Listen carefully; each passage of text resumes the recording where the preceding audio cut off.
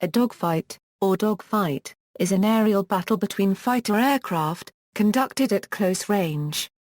Dogfighting first appeared during World War I, shortly after the invention of the airplane. Until at least 1992, it was a component in every major war, despite beliefs after World War II that increasingly greater speeds and longer-range weapons would make dogfighting obsolete. Modern terminology for air-to-air combat is air combat maneuvering, which refers to tactical situations requiring the use of individual basic fighter maneuvers to attack or evade one or more opponents.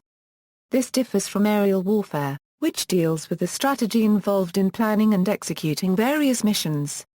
Etymology: the term dogfight has been used for centuries to describe a melee, a fierce, fast-paced battle between two or more opponents. The term gained popularity during World War II, although its origin in air combat can be traced to the latter years of World War I. The first written reference to the modern-day usage of the word comes from Fly Papers, by A. E. Illingworth, in 1919. OE The battle develops into a dogfight, a unregistered trademark, small groups of machines engaging each other in a fight to the death. The term fighter ace generally applies to any pilot who eliminates 5 opponent craft in the air, although not necessarily in a dogfight. Modern-day fighter pilots have compared dogfighting with its intense maneuvering, leaving little margin for error akin to knife fighting in a phone booth. History Mexican Revolution the first instance of plane-on-plane combat and the first instance of one plane intercepting another during an aerial conflict occurred during the Mexican Revolution in November 30, 1913 between two American soldiers of fortune fighting for opposing sides, Dean Ivan Lamb and Phil Rader. Both men had orders to kill, but neither pilot wanted to harm the other, so they exchanged multiple volleys of pistol fire, intentionally missing before exhausting their supply of ammunition. World War I Dogfighting first emerged in World War I. Ever since heavier-than-air flights became a reality in 1903, people had been trying to figure out how to use this new technology for warfare. Aircraft were initially used as mobile observation vehicles, and early pilots gave little thought to aerial combat. The new airplanes proved their worth by spotting the hidden German advance on Paris in the second month of the war. Enemy pilots at first simply exchanged waves, or shook their fists at each other. Due to weight restrictions, only small weapons could be carried on board.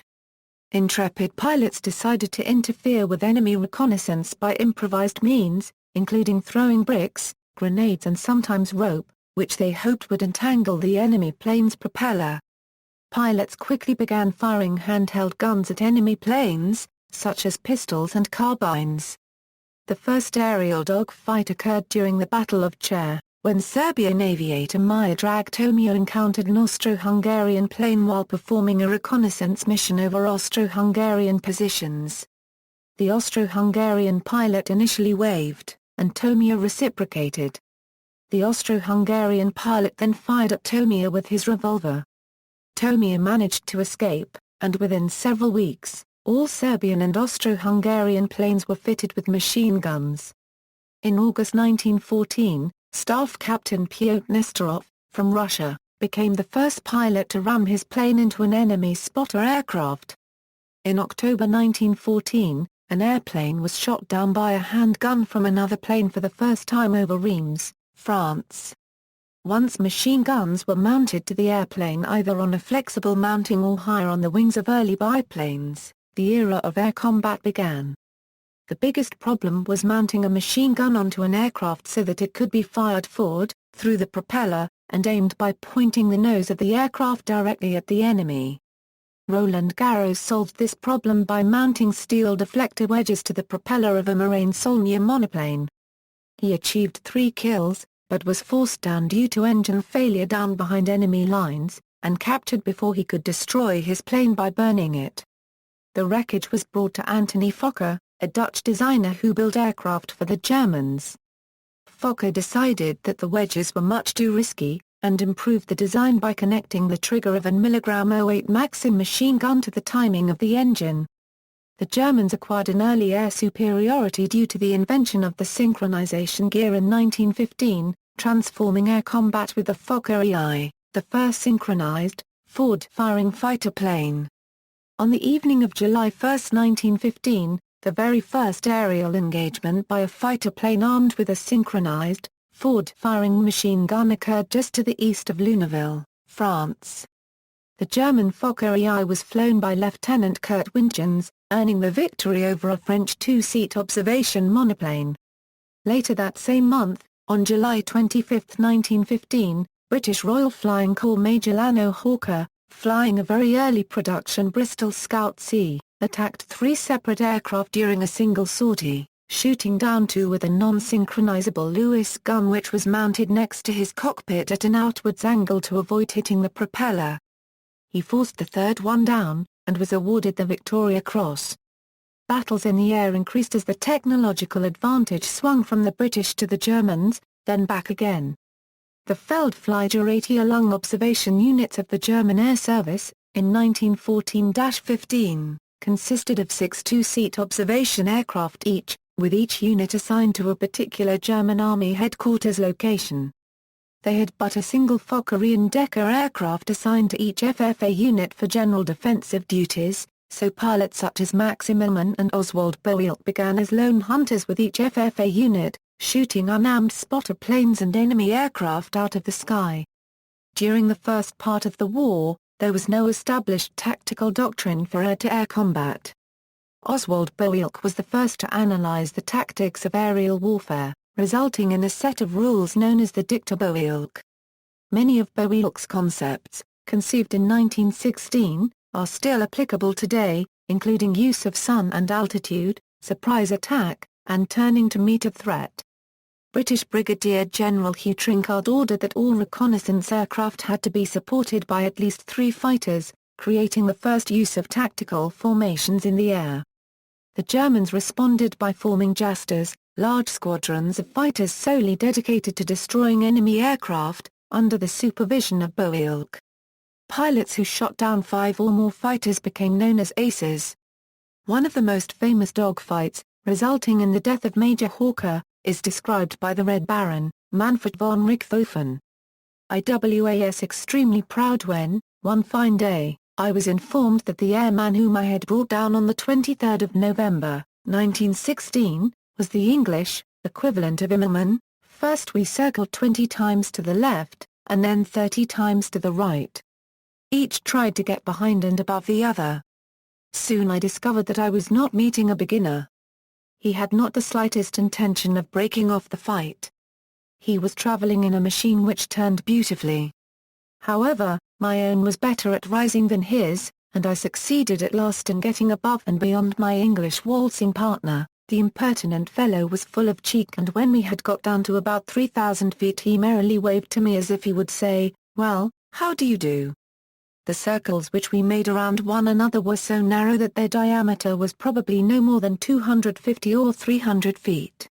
I had time to take a good look at my opponent. When he had come down to about 300 feet he tried to escape by flying in a zigzag course, during which, as is well known, it is difficult for an observer to shoot. That was my most favorable moment.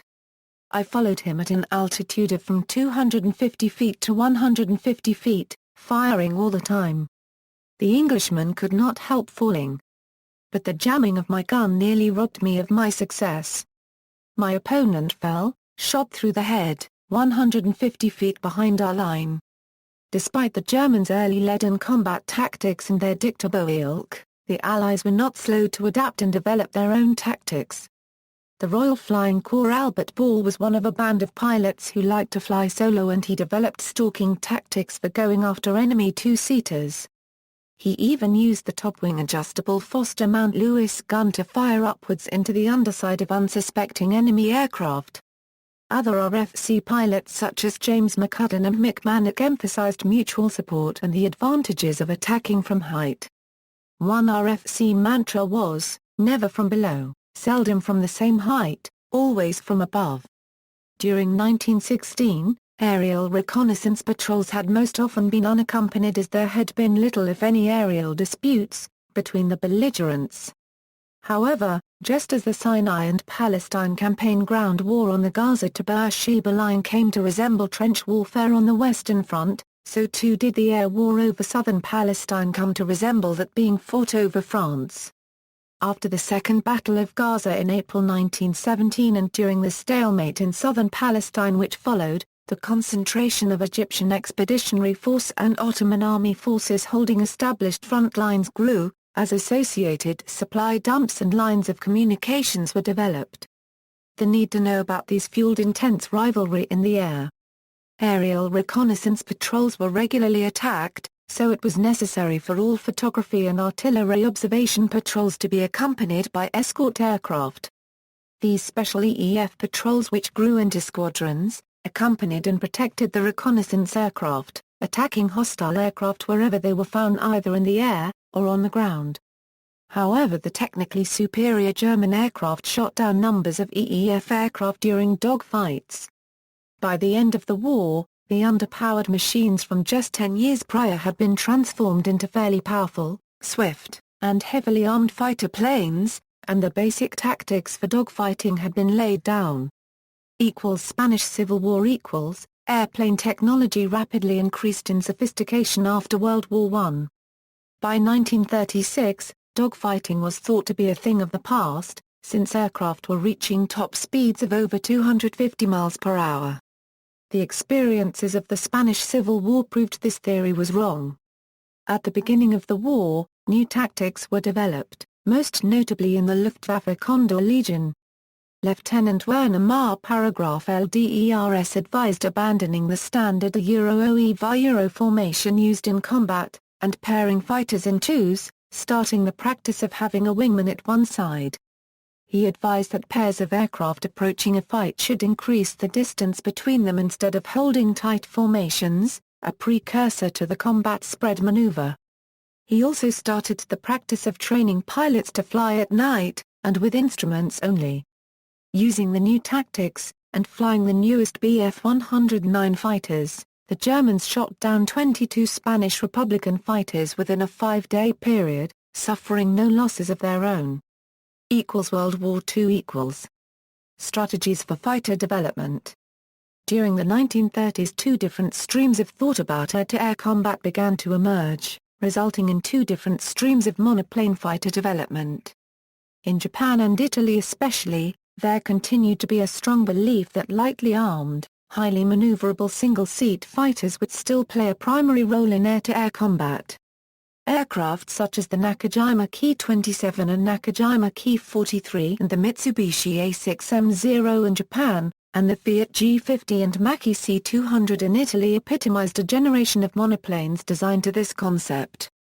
The other stream of thought, which emerged primarily in Britain, Germany, the Soviet Union and the United States, was the belief the high speeds of modern combat aircraft and the G-forces imposed by aerial combat meant that dogfighting in the classic WWI sense would be impossible.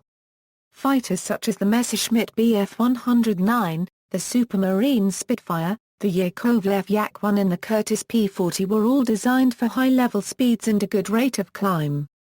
Good maneuverability was not a primary objective. Immediately following the Spanish Civil War came World War II, during which dogfighting was most prevalent.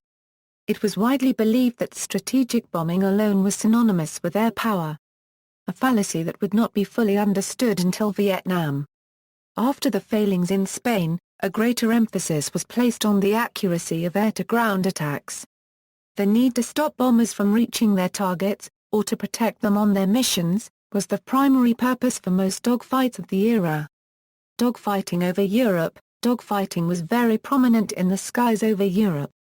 The Air Force in France, while a major force during World War I, was inadequate and poorly organized, and quickly fell to the German onslaught. As the first battles between the Germans and the British began, the power of the Germany Euro unregistered trademark S anti-aircraft artillery became readily apparent, with 88mm shells capable of firing 40,000 feet in the air. General Wolfram von Richthofen noted that these guns were equally destructive when used for ground fire.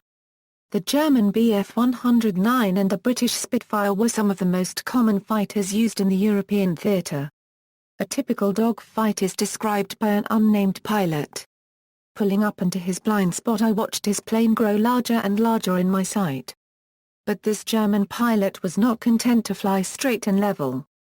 Before I could open fire, his plane slewed to the right, and seeing me on his tail, he jerked back on the stick into the only defensive maneuver his plane could make.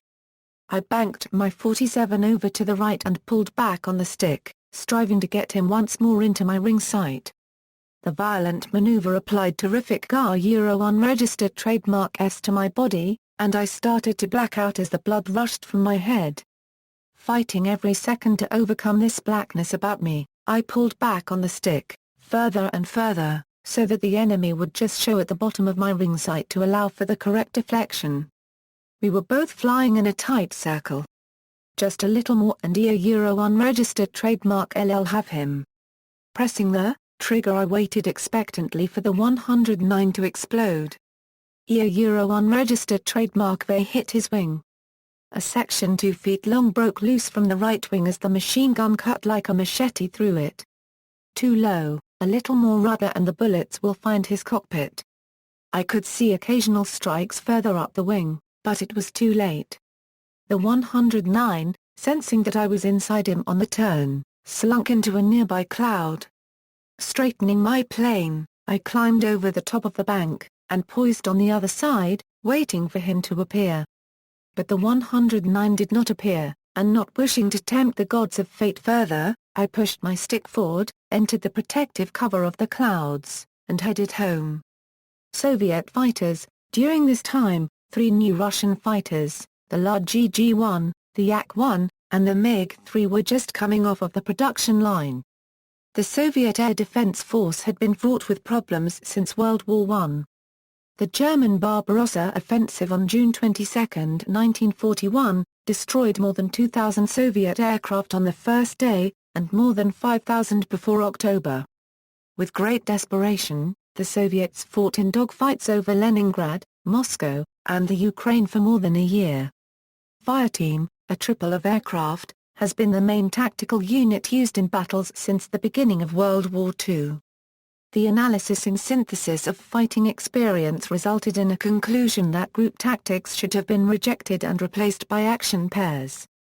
However, ramming an opponent was still a common practice among the pilots of the Soviet Union. Another successful maneuver was a Sokolin upper, when a pilot got an advantage of power by swooping down on an opponent and using the sunlight conditions. This maneuver and many other tactical principles were introduced by Alexander Pekrishkin, one of the greatest tacticians of the Soviet Air Force who showed his worth during World War II. His famous motto sounded as height, speed, maneuver, fire. It became popular in the air armies and was adopted by pilots. Struggling with morale problems, the Soviets slowly and methodically began to regain air supremacy after the Battle of Stalingrad in 1943. This theater is notable for including the only female fighter aces in history, Yekaterina Budanova and Lydia Litviak. USA and Japan. After the bombing of Pearl Harbor, in the Hawaiian Islands, the United States entered the war. The Japanese used the Mitsubishi A6M0, an extremely lightweight fighter known for its exceptional range and maneuverability. The U.S. military tested out the Akutan 0, an A6M2 which was captured intact in 1942, advising never attempt to dogfight a Zero. Even though its engine was rather low in power, the Zero had very low wing loading characteristics, a small turn radius, a top speed over 330 miles per hour, and could climb better than any fighter used by the U.S. at that time, although it was poorly armored compared to U.S. aircraft. A pilot who realized that new tactics had to be devised was Lieutenant Commander John S. Jimmy Thatch, commander of Fighting 3 in San Diego. He read the early reports coming out of China and wrestled with the problem of his F-4F Wildcats being relatively slower and much less maneuverable than the Japanese planes. He devised a defensive maneuver called the Thatch Weave. Lieutenant Commander Thatch reasoned that 2 planes, a leader and his wingman, could fly about 200 feet apart and adopt a weaving formation when under attack by Japanese fighters. Thatch later faced the A6M0 during the Battle of Midway, in June 1942, for the test of his theory. Although outnumbered, he found that a Zero would lock onto the tail of one of the fighters. In response, the two planes would turn toward each other. When the Zero followed its original target through the turn, it would come into a position to be fired on by the target's wingman, and the predator would become the prey. His tactic proved to be effective and was soon adopted by other squadrons. The Thatch weave helped make up for the inferiority of the U.S. planes in maneuverability and numbers, until new aircraft could be brought into service. The usefulness of this strategy survives until today. Another effective maneuver used by the U.S. pilots was a simple brake, which consisted of turning sharply across an attacker's flight path, which worked well because the large nose of the Zero tended to obstruct the pilot's view. Still another good tactic was a high side guns pass, which consisted of diving upon the Zero, shooting in one, high-speed pass, and using the speed to climb back above the fight to dive again. By 1943 the U.S. technology began to produce planes that were better matched against the Japanese planes, such as the Grumman F-6F Hellcat, and the Vought F-4U Corsair. Technology advanced extremely fast during World War II in ways that would change dogfighting forever. Jet propulsion had been demonstrated long before the war, by German engineer Hans von Owen in 1934, and by British engineer Frank Whittle in 1937. The Messerschmitt Me 262 was the first jet fighter to be used in battle, with a speed over 500 miles per hour, and began taking a toll on Allied bombing missions in 1944. The British were testing a jet that same year, the Gloucester Meteor, which would later see action in the Korean War. Although U.S. General Hap Arnold test flew the XP-59A in 1942, the plane was never used in combat. Other prime inventions of the era include radar and air-to-air missiles. Propaganda: enemy pilots were construed as weak and evil. For example, in World War II, describing the Soviet tactics, the Luftwaffe claimed that the characteristic feature of the average Soviet fighter pilot were a tendency toward caution and reluctance instead of toughness and stamina, brute strength instead of genuine combat efficiency, abysmal hatred instead of fairness and chivalry. Korean War After World War II, the question began to rise about the future usefulness of fighter aircraft. This was especially true for the U.S., where the focus was placed on small, fast, long-range bombers capable of delivering atomic bombs. The Korean War began in June 1950, and the North Koreans were outmatched by the U.S. Air Force. The war was nearly over by October, with the occupation of North Korea when, on November 1, Chinese MiG-15s attacked. The Chinese began supplying North Korea with troops and provisions, and the war quickly resumed.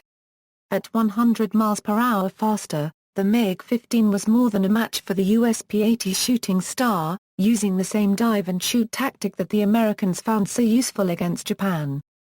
The US jets had inferior weaponry, and suffered from problems with production and parts. The US resorted to using mainly the more maneuverable propeller-driven fighters during the war, such as the P-51 Mustang, which was carried over from World War II. The P-47 Thunderbolt was not used in Korea. The North American P-51 Mustang was used by the USAF during the Korean War, mainly in the close air support role, with the P-47 not being deployed to Korea. Since the Mustang was more vulnerable to being shot down, some former P-47 pilots suggested the more durable Thunderbolt should have been sent to Korea. However, the P-51D was available in greater numbers in the USAF and ANG inventories. To combat the MiGs, the F-86 Sabre was put into production. The U.S. pilots had a number of major advantages over the Chinese, including the G-suit and the radar-ranging gun sight. Chinese fighters were often seen spinning off out of control during a hard turn because the pilot had lost consciousness. The Chinese were very competent in a dogfight, and large swirling battles were fought in the skies over Korea. However, it is highly suspected by many U.S. pilots that some of the opponents they faced over Korea were in fact well-trained Soviet pilots, who the Americans referred to as Hainchos. Major Robinson Rissner recalls seeing one another about the same time, the MiG flight and my flight dropped. our extra fuel tanks. He was so low he was throwing up small rocks. I dropped down to get him, but to hit him I had to get down in his jet wash. He'd chop the throttle and throw out his speed brakes. I would coast up beside him, wingtip to wingtip. When it looked like I was going to overshoot him, I would roll over the top and come down on the other side of him. When I did, he'd go into a hard turn, pulling all the GS he could. This guy was one fantastic pilot. The war in the air, however, eventually came to a stalemate as fighting ceased between the two factions. Later, after the fall of the Soviet Union, Soviet records showed that Russian pilots were indeed in the air. Some at times in the fury of combat reverted to the Russian language over the radio. Vietnam War equals. The Vietnam War was the first modern air war in which air-to-air missiles were the primary weapons during aerial combat, and was the only confrontation between the latest aerial and ground defense technologies between the former Soviet Union and the United States. If U.S. air power could successfully conduct war against Soviet doctrine and equipment in the skies over North Vietnam, then it could expect to successfully operate against the Soviet Union during a massive war in Europe. Over the skies of North Vietnam, U.S. aircraft would be attacking the most formidable and most heavily defended targets in the history of aerial warfare. By this time, dogfighting techniques had fallen out of favor in U.S. training doctrines, as missiles were considered to be all that was necessary to shoot down the big bombers expected to be deployed by the Soviet Union. As a result, air combat methods known by fighter pilots since World War I became all but lost as veterans from WWII and Korea retired and didn't pass them on to succeeding generations. American fighter pilots would meet in the skies in secret to engage in mock combat to try and maintain some level of proficiency. It wasn't until Top Gun was established for the Navy in 1969 and Red Flag was started for the Air Force in 1975 that pilots were formally trained in dogfighting again. Both U.S. and Soviet-built jet fighters were primarily designed for intercepting bombers, and then shooting them down with air-to-air missiles. With possibly a few exceptions, such as the U.S. Navy's F-8 Crusader and the U.S. Air Force's F-100 Super Sabre, which each mounted four 20mm cannons, jets were not designed for dogfighting other jet aircraft. Soviet doctrine called for their interceptors to be strictly vectored towards their targets by ground control intercept operators. As a consequence, US F-101 Voodoos conducting reconnaissance missions, or F-102 Delta Daggers, F-104 Starfighters performing GCAP duties, and the strike aircraft themselves, such as F-105 Thunderchiefs, A-4 Skyhawks, A-6 Intruders, F-4 Phantoms, and B-52s flying over North Vietnam were met by MiG-17s, MiG-19s, and MiG-21s being vectored directly to them by GCI operators who worked in conjunction with surface-to-air missile crews. U.S. aircraft which successfully made it through the NVAF MiGs were then confronted with the SAMs and AAA batteries.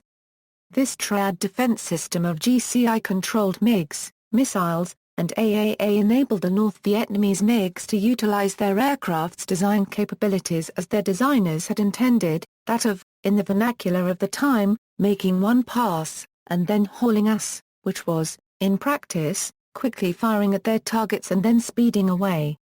By 1967 the Soviets had supplied the NVAF with enough missile-firing MiG-21s to allow the North Vietnamese to routinely engage U.S. aircraft, and to rely less and less on their aged MiG-17s, although many North Vietnamese pilots still preferred the MiG-17's agility and easy maintenance. With the arrival of the additional MiG-21s, and by 1969 MiG-19s imported from Red China, engagements between U.S. and NVAF jets became generally divided into two arenas.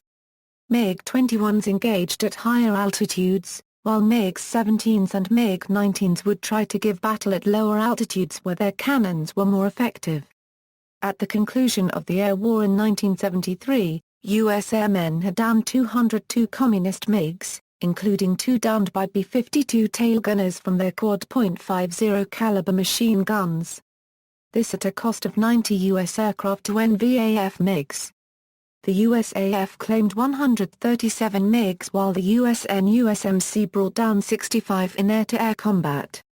From these figures, the USAF had 40 gun kills, and the USN claimed 8 cannon victories. This number approached parity with the NVAF MiG's 37 gun kill figures. Approximately 612 radar-guided AIM-7 Sparrow missiles were fired during the war, scoring 56 MiG kills, while 454 heat-seeking AIM-9 Sidewinders were launched, achieving 81 aerial victories. During Operation Rolling Thunder, 54 AIM-4 Falcon missiles were fired, obtaining 5 kills. By contrast, NVAF MiG-21s obtained 53 air-to-air kills with their AA-2 Atoll missiles, from an unknown number of launchings. At least 3 MiG-21s, and all of the MiG-17s and MiG-19s made the remaining 37 kills, from their 90 total, with their 23mm, 30mm and 37mm cannons. As part of the North Vietnamese Triad system of defense, surface-to-air missiles had become an ever-increasing threat. U.S. Air Force Brigadier General Robin Olds describes a typical encounter with surface-to-air missiles, which during a period of time in Vietnam was referred to as either a MiG day, or a SAM day. This was a SAM day. Here come the SAMs. The trick is seeing the launch. You can see the steam. It goes straight up, turns more level, then the booster drops off. If it maintains a relatively stable position, it's coming right for you and you're in trouble. You're eager to make a move but can't. If you dodge too fast it will turn and catch you. If you wait too late it will explode near enough to get you. What you do at the right moment is poke your nose down, go down as hard as you can, pull maybe 3 negative GS at 550 knots, and once it follows you down, you go up as hard as you can. It can't follow that and goes under. This passage from a USAF booklet explained a MiG day. If you know a MiG-21 is in your area or you lose sight of one and want to find it again, roll out wings level for 15 seconds, then look in your 6 o'clock about 1.5 miles. It will be there. Probably you'll see Mach 2 Atoll smoke trail first before you see the MiG. But remember, that's where the MiG-21 is.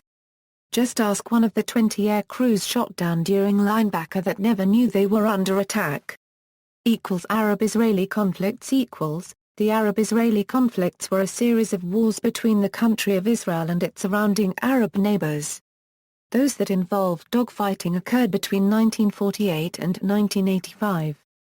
The wars escalated on May 14, 1948, the day Israel declared its sovereignty from Britain.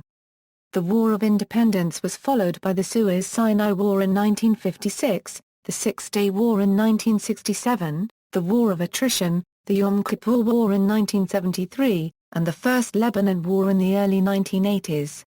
The wars began with both sides using propeller planes, such as Spitfires, Avia S-199s, and P-51s, then progressed to older jets like MiG-15s, Dassault Mystirs and Dassault Mirages. In the latter wars, dogfighting ensued between modern aircraft, like F-15s and F-16s, against MiG-21s and MiG-25s. Although usually outnumbered, the Israelis managed to defeat the air forces of Egypt, Jordan and Syria in dogfights, often achieving kill ratios ranging from 10:1 to over 20:1, which is usually attributed to better training of the Israeli pilots and a technological advantage. Indo-Pakistani wars. In 1965, war erupted between India and Pakistan over the disputed province of Kashmir. The Pakistani flew F-86 Sabres and F-104 Starfighters, while the Indians flew planes such as MiG-21s, Dassault Oregons, and Hawker Hunters. The short, violent conflict lasted 3 weeks, after which the claims of air-to-air kills were exaggerated by both sides, with the Pakistani admitting 11 planes lost, while the Indians admitted to 39 losses. The ceasefire in 1965 lasted 6 years as both sides prepared their militaries. In 1971, war broke out again when Pakistan divided, and the Indians supported East Pakistan. During these dogfights, the effectiveness of air-to-air missiles proved to be only slightly better than in Vietnam, but often had trouble firing during high G turns, tracking targets at low altitude, and could not be fired from all aspect angles, requiring pilots to maneuver onto the tail of their opponents. By the end of the 1971 war, the Indians claimed 44 kills and 24 losses in dogfights, while Pakistan claimed 156 kills and 55 losses. Falklands War. The Falklands War began on April 2, 1982, when Argentina invaded the Falkland Islands, and then the island of South Georgia and the South Sandwich Islands, which were small disputed British dependencies. Because Britain had no military bases nearby, and few aircraft carriers, the Argentinians did not expect a response from Britain, but on April 5 the British sent carriers sailing to the Falklands with Sea Harrier jump jets on board. The Sea Harrier, being initially designed as a ground attack fighter, was equipped not for dogfighting but for Soviet bomber interception. Thus the aircraft had to undergo many modifications, and the pilots needed extra training. The Argentinians had superior numbers, but their forces mainly consisted of older jets from the 1960s, such as Dassault Mirage IIIs and Israeli Daggers. The Argentinians were also handicapped by the long distance from mainland airfields and a lack of refueling tankers. Neither side was ready for war, but both prepared all through April as diplomacy failed. The fighting started on May 1, and was to become the largest naval and air conflict since World War II.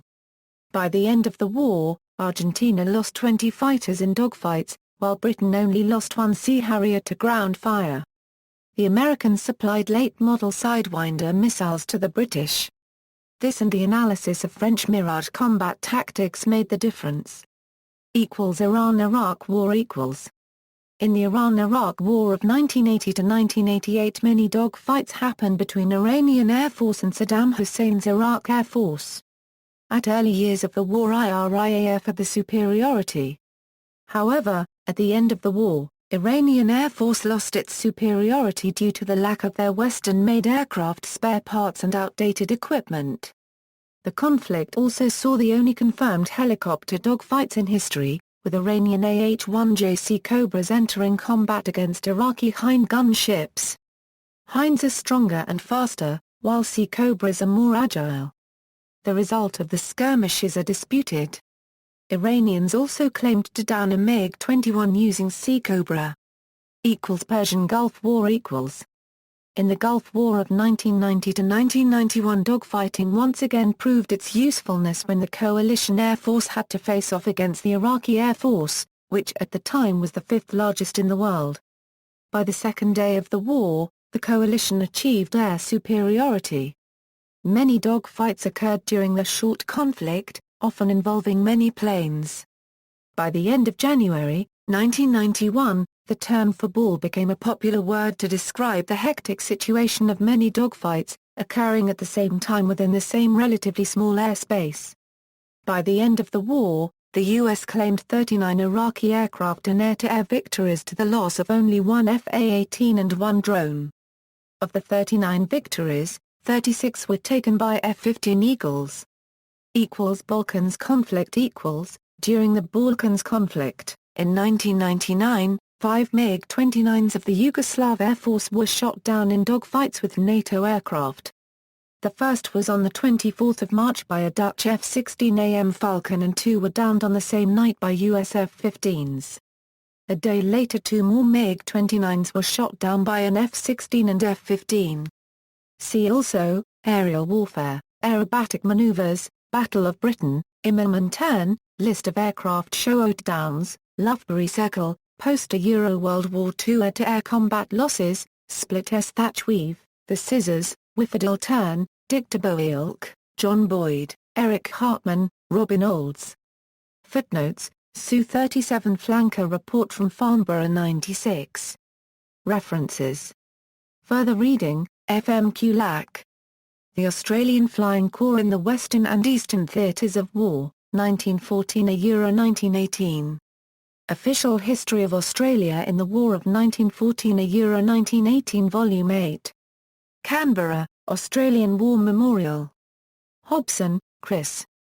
Vietnam Air Losses, United States Air Force, Navy and Marine Corps Fixed-Wing Aircraft Losses in Southeast Asia 1961–1973. 2001, Midland Publishing. ISBN 1-85780-1156. McCarthy, Donald J. MiG Killers, A Chronology of U.S. Air Victories in Vietnam 1965–1973. 2009, Specialty Press. ISBN 978-1-58007-136-9. Michel III, Marshall L. Clashes, Air Combat over North Vietnam 1965–1973. 1997, Naval Institute Press. ISBN 978-59114-519-6. Shaw, Robert L. Fighter Combat, Tactics and Maneuvering. Annapolis, Maryland, Naval Institute Press. ISBN 0-87021-059-9. External link, media related to dogfighting at Wikimedia Commons.